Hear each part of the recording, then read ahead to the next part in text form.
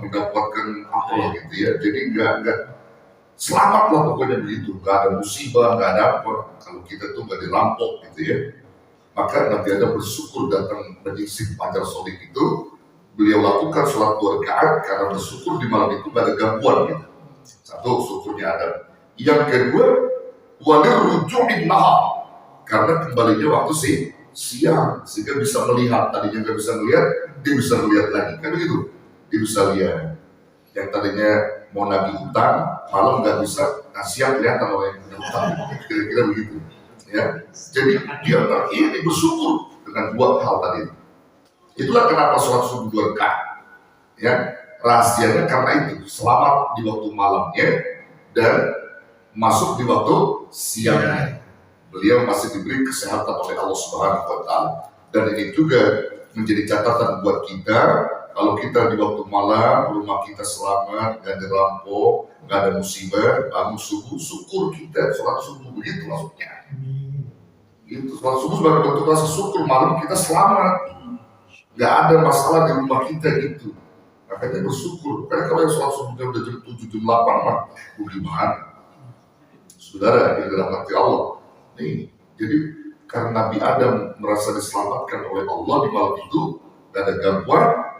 Nah, kemudian beliau masuk waktu siang, bisa melihat kembali, bersyukur sholat rakaat. Itulah asal muasal sholat subuh 2 rakaat. Masya Allah, luar biasa. Sedikit saya ambil tarik Nabi Adam, saudara, sebelum masuk. Minha jami'a itu dalam Quran. Nah, pertanyaan nih, itu kita perlu banyak jelasin.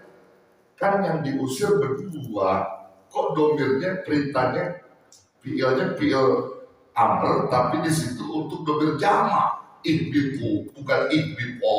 Mesti kan ihbito, betul? Iya.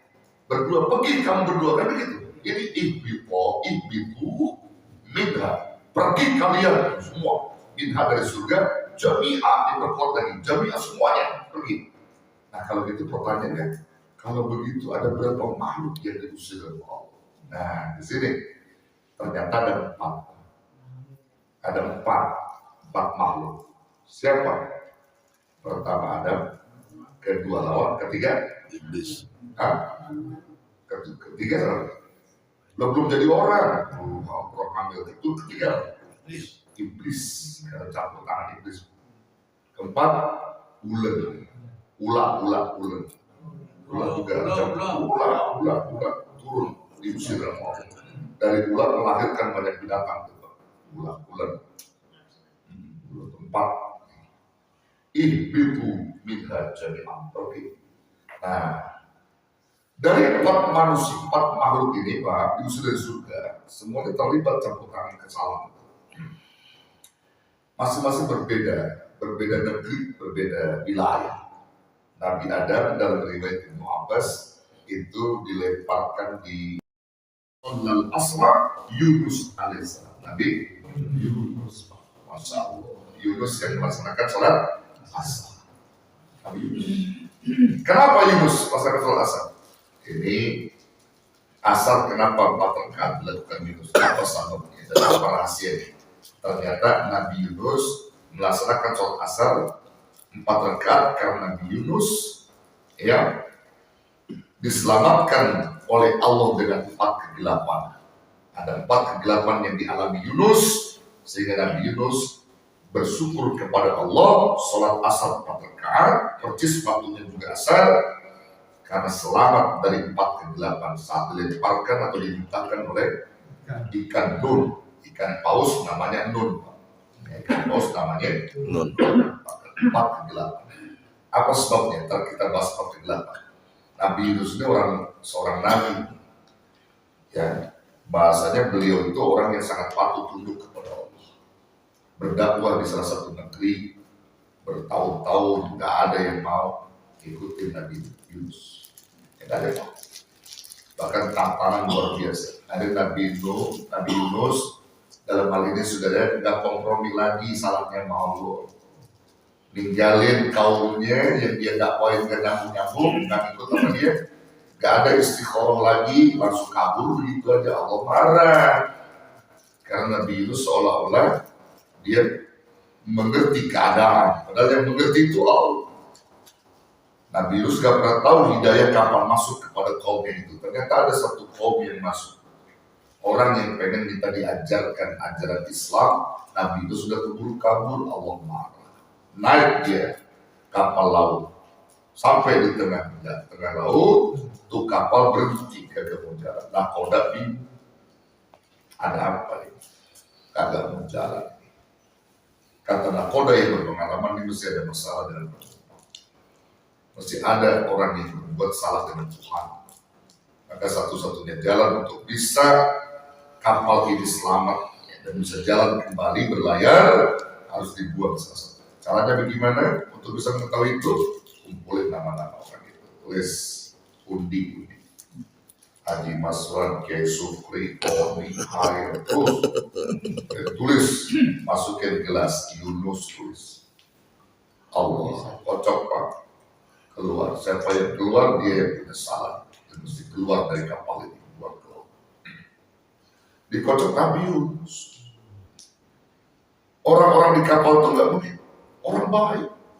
Kalau di kapal itu berdakwah, bagus kenapa dia yang salah. Gak percaya, kocok lagi 3 kali.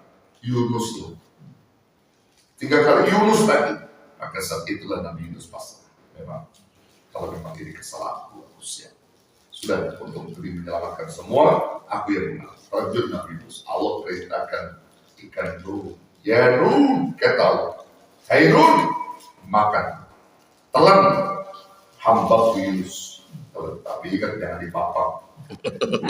Disuruh telan doang, pakai digigit kan. Digigit habis. Nabi, ya ikan Nun paham. Disuruh sama Allah. Disuruh telan aja.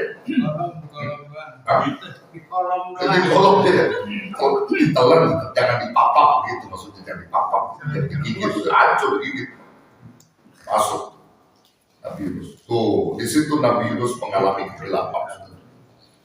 Nah, kegelapan yang pertama adalah zulmatuz zalzalah, mengalami kegelapan goncangan di perut ikan, gelap sekali goncangan, diombang-ambing gelap. Yang kedua, zulmatun fil lail, gelapnya malam. Dan malam di perut ikan gelap. Yang ketiga, zulmatun fil bahr, gelapnya di tengah laut.